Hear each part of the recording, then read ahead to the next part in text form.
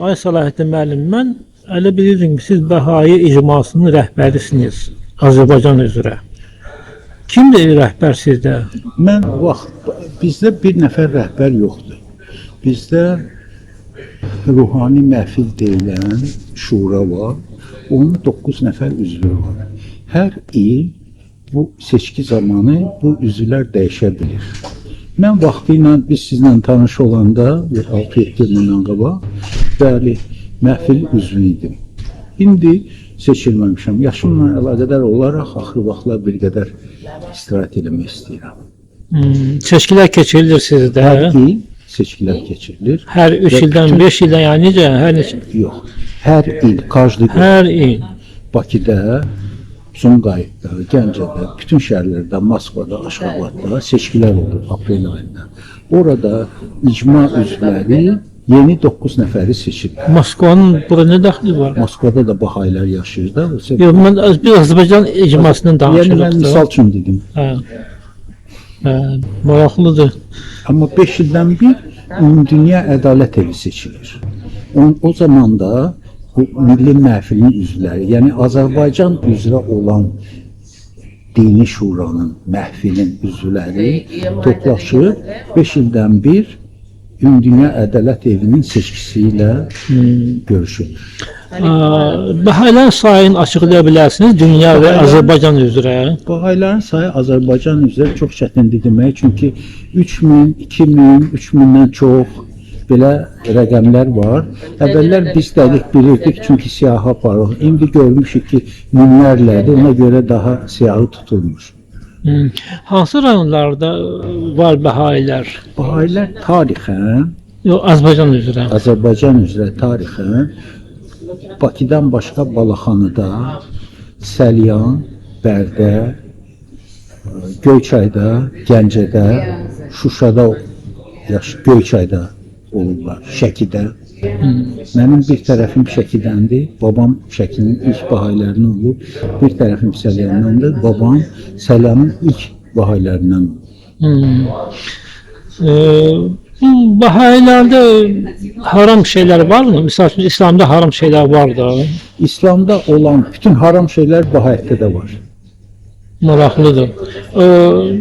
Mən sizə deyim də, bir kənddə bir dükana girdim, mağazaya. Gördüm araq satırlar. Dedim sən müsəlmansan və necə olub spirtikeşkilər satırsan, nə desə yaxşı mənə? Dedim mən Bahayiyəm. Siz də deyirsiniz ki, Bahayilər... Yox şey. Hansı kənddə?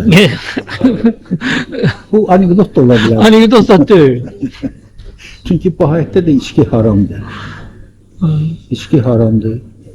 Nəyə ki içki? Hətta sigaretə də deyilir ki, çəkilməsə daha məqsədə uyğundur. Sigaret. Sigaret çox gecir dedim, amma öbürü içkilər, bütün o maddələr ki, insan beynini qarışdırır, onlar haram sayılır. Ümumiyyətlə, nədən ibarətdir? Bahayilərin ibadəti nədən ibarətdir? İslamda olduğu kimi namaz, oruç əsasən. Yaxşı, namazı götürək. Fərqimiz nədir bizim? Müsəlmandan Bahayinin fərqi nədir? Namazda. Mən Misirdən olan, bilirsiniz də, müəllifçiyəm. Dənizdə, platformada bir müddət orada işləmişəm. Bizimlə Misirdən olan mühəndislər gəlirdilər. Mən onların namaz qılmaqlarını görmüşəm. Bilirsiniz necə qılırlar? Bir namaz, bilirsiniz, biz çox məsul bir vəzifəmiz var. Quyuda qazlaşma gedən kimi partlayış ola bilər. Onu tapşırırlar bizim xidmətə. Biz onu quyuda çıxan məhluldan qazın faiz dərəcəsi ilə quyuda olan təhlükənin dərəcəsini uyğunlaşdırırlar. Onu bir saniyə belə səhər, axşam, yay, qış saxlamaq, nəzəriyyətsiz saxlamaq olmaz. Həmən Misirdən gələn müsəlmanlar qılış namazı necə qılırlar? Yarım dəqiqə namaz, yarım dəqiqə kompüter. Yarım dəqiqə namaz, yarım dəqiqə kompüter. Mən onlara dedim, belə namaz qılmaq olar. Deyir, axı mənim işimdir bu. Bilirsiniz, bunu ne için? misalı gətirdi. Bahayi dinində 3 cür namaz var. 3 cür. 3 cür deyil. Böyük namaz gün ərzində yarım saat çəkir. Nə vaxt istəyirsən qıl. Gündə bir dəfə. Orta namaz var. 15 dəqiqə ərzində. Gündə 3 dəfə 15 dəqiqə ərzində. Nə vaxt istəyirsən qıl. Səhər, günorta, axşam. Bir də var kiçik namaz. Saat 12 ilə 6 arasında nə vaxt istəyirsən qıra bilərsən namazı. Sizdə dəstəmaz almaq, qüsl almaq var. Amma sizin bəhayilərin məscidləri yoxdur da, ya kilsə deyək, məscid deyək, ya kilsə deyək. Sizin nə üçün yoxdur? Mən bayaq prezentasiyada misafirxana dedim. O Mirzağa Əliyev 216-da bahayilərin misafirxana adı ilə məşhur olan ibadət evləri var idi. 38-ci ildə onu konfiskasiya edildi, alıblar və uzun müddət orada bağça yerləşirdi. Bəs hal-hazırda? Hal-hazırda bizim məscidimiz yoxdur. Xeyr, bizim mərkəzimiz var, amma orada ibadətimizi orada da eləyirik, evdə də. Bu dində ibadət üçün məxsusi yer ayrılmayıb. İnsan evində də namazı qıla bilər, xüsusi yerlərdə də daha yaxşı olar ki, məscid kimi yerdə də qılsın. Amma olmayanda problem deyil. Amma bəhayilərin Quran kimi, misal üçün, müqəddəs kitabları yoxdur. Ne üçün? Var, Allah tərəfindən vəhy edilmiş. Bəli, Kitab-ı Əqdəs adında Allah tərəfindən vəhy olunmuş kitab var. Bəli. O satışdadır, yəni necə onu əldə edirsiniz? O tərcümə olunubmu? O tərcümə olunubdur 30-cu illərdə, təxminən 100 il bundan qabaq Azərbaycan dilindən, Fars dilindən, Ərəb dilindən və onu ilk tərcümə edən Fərəc Qasımov, mənim babam. Bahayilər uzun müddət onu əsasında qanunlarla tanış oldular. İndi Azərbaycan versiyası üzərində iş gedir. Yaxın gələcəkdə Azərbaycan dilində çap olunacaq. Amma rus dilində bizdə hazır var. Moskva bu işdə bizi qabaqlayır. Siz kitabda da yazırsınız. Nə kitabdır, nədən, hansı Mən əsasən mən uşaq vaxtından Bahayi ailəsində böyümüşəm və bizim qaldığımız məhəllədə Bahayilər yaşayırdılar deyənə. Mənim uşaq hansı məhəllə idi? O Mehdi Hüseyin küçəsində babamın qaldığı bina. Orada bir neçə Bahayi ailəsi var idi və mən bütün o Bahayi proseslərinin bilavasitə şahidiyəm. Ona görə məndən çox vaxt sual verəndə axırda mənə dedilər ki, sən nə üçün bunları yazmışsan? Mən məcbur oldum, Bahayi tarixini yazdım. Azərbaycanda Bahayi tarixi. Və bu kitab 2013-cü ildə çapdan çıxırdı. Adı da belədir. Bahayi dini Azərbaycanda və ya çoxdan gözlənilən zuhur. Hal-hazırda hansısa kitab üzərində işləyirsiniz? İndi mən həmən mövzunu davam elətdirirəm. Bəli. Artıq uşaqlar siz bayaq gördüyünüz kimi onun nə vaxt çap olacağını soruşurlar. Bəs nədən bu Bahayilər mərkəzi Hayfada yerləşir, dünya Bahayilərinin? Çox gözəl sualdır. Hayfa Pələstin şəhəridir. 1800 əgər fikir verdinizsə, Həzrət Bahaullahın 1850-ci illərdə başlayıblar sürgünə göndəriblər. 1840-cı illərdən başlayaraq 40-cı illərin arxasından onu əvvəlcə göndəriblər Bağdada, sonra İstanbula, sonra Ədirnəyə, sonra göndəriblər Fələstinin Hayfa və Əqqa şəhərində dustaq olub. Mən sizlə danışıram təxminən 200 il bundan qabaq. O vaxtlar bütün bu coğrafiya Osmanlı İmperiyasının nəzarəti altında idi. O vaxt hələ, mən sizin sualı başa düşdüm. O vaxt hələ İsrail dövləti yox idi. İsrail dövləti 100 il sonra yaranacaqdı. Ona görə Bahayilər orada qalıblar, mərkəz orada olub. Sonra 100 il sonra İsrail dövləti yaranır. Bu məsələ çox incədir. Yəni Biz İsrail'in yanına gelmemişik. İsrail bizim yanımıza geldi. Doğrudan da öyle bir fikir var ki siz İsrail'in elinde bir İslam'a karşı bir Siz deyəsən keçən dəfə də o sualı mənə vermişdiniz. Bu sualı mənə tez-tez verirlər. Bahayilər İsrailin əlində alət. Əksinə mənə bu sualı bir dəfə Elmlər Akademiyasında da vermişdilər. Almanlarla əlaqədar danışanda demişdilər ki, onlar o vaxt siz biraz mədəni verdiniz, alətdiniz, onlar şpion demişdilər.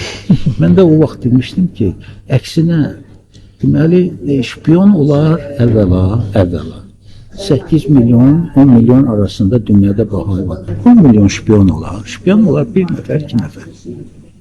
Razısınız? Yoxsa 8-10 milyon şpion olar.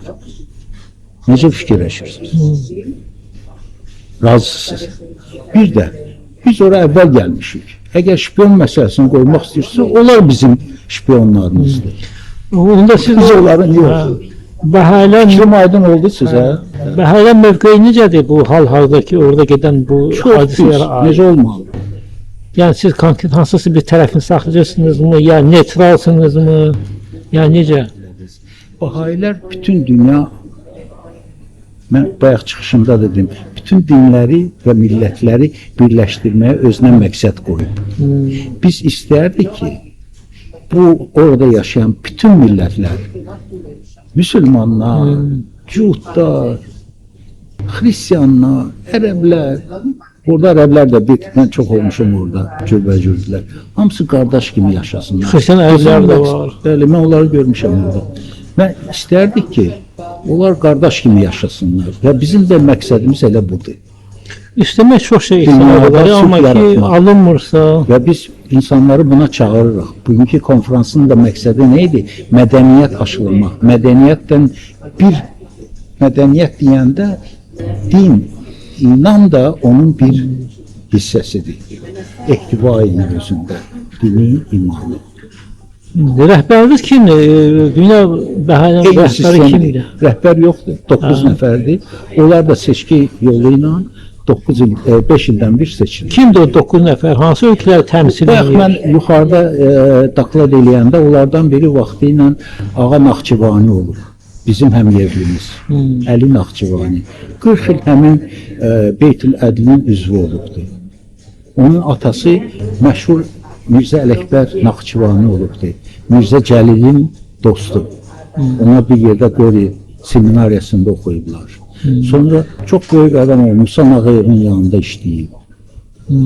Çünki o vaxtı ilə Qori seminariyasını qutarından sonra Xarkovda Qorni injiner,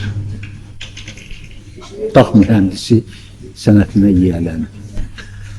O göstərilən o videolarda bir çox ədiblərin, adlı sanlı insanlar şəkilləri qoydu bu. Belə fikir yaranır ki, onlar da Bahayi olublar. Düz yaranıb fikir. İndi bir adlı və Mirzə Ələkbər Sabirə keçək. Bizdə bir xanım var, Mərziyə xanım. Siz bizim filmə baxdınız, Kinoteatr Nizamidə may ayında böyük prezentasiya oldu. Yox, görməmişəm. Yadıma düşmür. Mən sizə Göndərmişdir, baxmışam. Orada o xanımla intervyu aparır. O danışır ki, mənim qaynanam söhbət edir ki, necə Mirzə Ələkbər Sabir Bahayi məclislərinə gəlib gedərmiş. Özü də o vaxtı Mirzə Ələkbər Sabiri Balaxanaya çağıran Balaxanı milyonerləri olublar. Həmən kinoda da həmən o milyonerin nəticəsi intervyu götürülürdü. Maqsudova, Qürrətlin xanımına. Fikir verirsiniz, əlaqələri. Yəni Mirzə Ələkbər Sabir haqqında heç bir sual ola bilməz. O həmən kinoda Hüseyn Cavid barəsində də danışılır. Hüseyn Cavid öz xanımı ilə görüşəndə necə görüşürdü? Allahu Əhva. Bahayilər necə görüşürlər? Bir-birləri ilə Allahu Əhva deyərək. Nə deyirlər? Allahu Əhva. Allah nurluların nurlusudur. Və Hüseyn Cavidin əsərləri Rusça desək, pronizm ideyami veri Bahayi. bu ideyalarla doludur. Və Hüseyn Cavidin oğlu Ertuğrul. Mənim yenə də filmdən o intervyu yerləri var. Mənim dayımla yaxın dost olurlar. Bizim evin adamı olur. Bir sözlə bütün o kimin ki şəkillər gedibdi, bunlar hamısı Bahayi olub. Bəli. Məsəl üçün orada Məhəmməd Səid Ordubadinin şəkli də var idi. Üzeyir Hacıbəyevin də şəkli var idi orada. Üzeyir Hacıbəyev Bahayi dininə çox böyük həvəs göstərib. Olmayıb. Maraq yoxsa? Maraq göstərib. Amma Bahayi olmayıb. Bayağı olmayıb. O ideyalarında və oradan buradan da Bahayi prinsiplərini dərləyib. Oradan buradan əsəri var idi. Məhəmməd Səid Ordubadi Bahayi oldu. Mənim babamla da dost olublar. Amma 37-ci ildə o repressiyalarında o dala çəkilib. Və dala çəkilməkdən əlavə onun tarixi çox böyükdür. Dala çəkilib deyəndə çıxdı Bahayilikdə. Nədir? Nə dedi? Və ona əksdə bir kitab yazıb. Hə. Yəqin zakaz gəlibmiş yuxarıda. Zakaz gəlibmiş yuxarı. Atan oldu rəhmətli. Rəhmətli dediniz, yeri gəlmişkən bir dənə sual verim sizə. Təxribat yönlü. Bahayilər xoşlayırsınız, amma politik olmasın. Çünki Politika deyil. Bahayilər, mən belə başa düşdüm ki, Bahayilər dünyasını dəyişəndə müsəlman qəbristanlığında bastırılırlar. Başqa qəbristanlığımız, bizim bir balaca Bahayi qəbristanlığımız var. Var. Yasamalda. Orada uca dolub 10 nəfərə yaxın yer almışdıq biz vaxtı ilə. Çünki yerlər bahadır, ala bilmirik. İmkanı az olanları orada dəfn edirik. Amma indi bir neçə dəfə müraciət olunub ki, Bahayilər üçün məxsusi yer ayrılsın.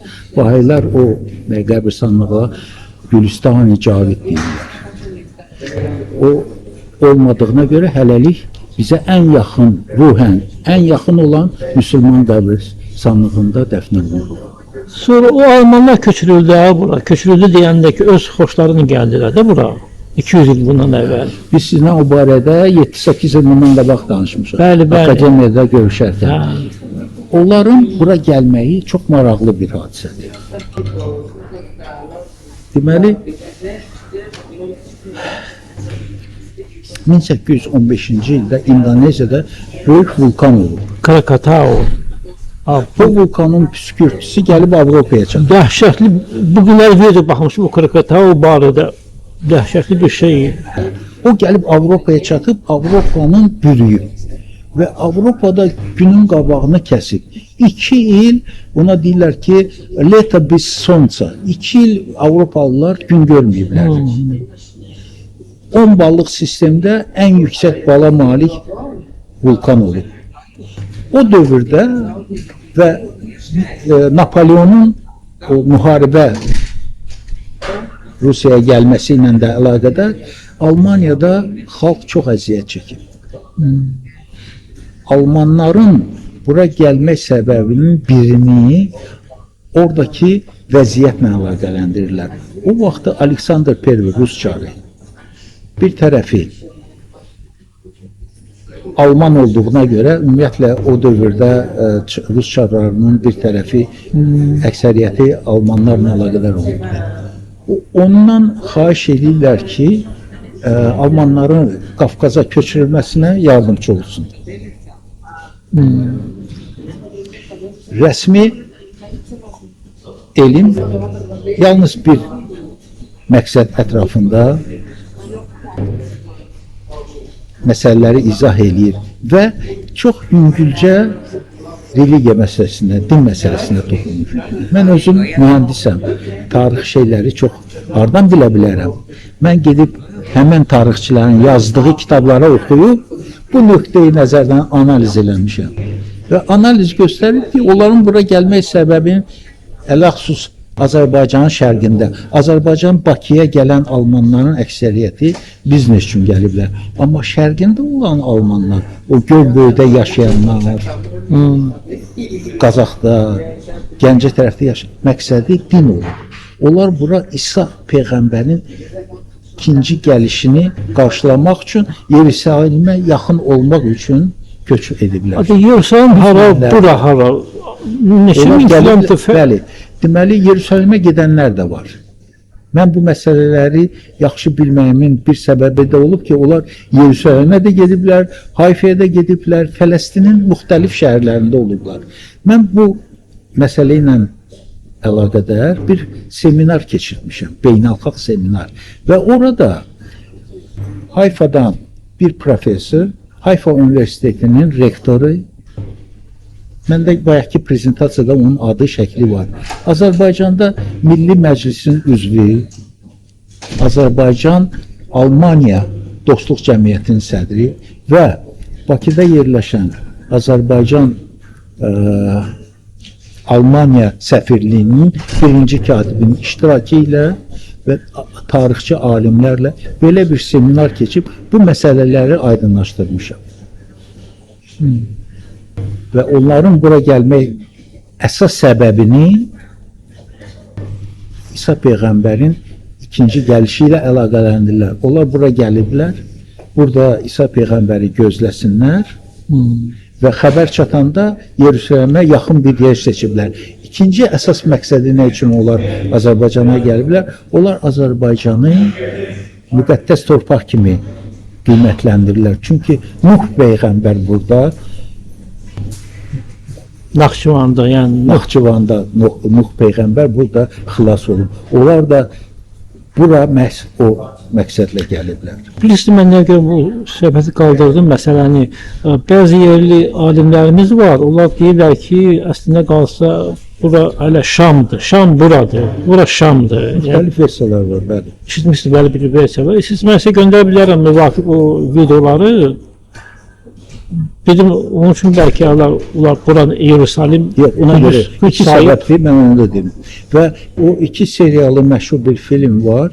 Məşhur tarixçi Fuad Axundovun da o birlikdə Almaniyadan gələn alimlərlə birlikdə onlar iki seriyalı bir film çəkiblər. O filmin sonunda Almaniyadan gələn alim deyir ki, mən başa düşmürəm. Bu cür dövlətli almanlar nə üçün bura gəlirlər? Bu da üçüncü bir məqamdır ki, mənə imkan verir deyəm ki, onların bura gəlmək səbəbi din olub. Pulu olanın aclıq səbəbindən bura gəlməyi düzgün alınmır logiki ilə. Sizin Səlahiddin Əyyubovun Səlahiddin Əyyubu hansı ki Qüdsi götürüb ona bir adətimiz yoxdur. Var. Var. Biz onunla ruhi qardaşıq. İkimiz də Səlahiddin Əyyubiyik. O Qüdsi fəth eləyir. Mən də çalışıram ki, insanların ürəklərini fəth eləyim.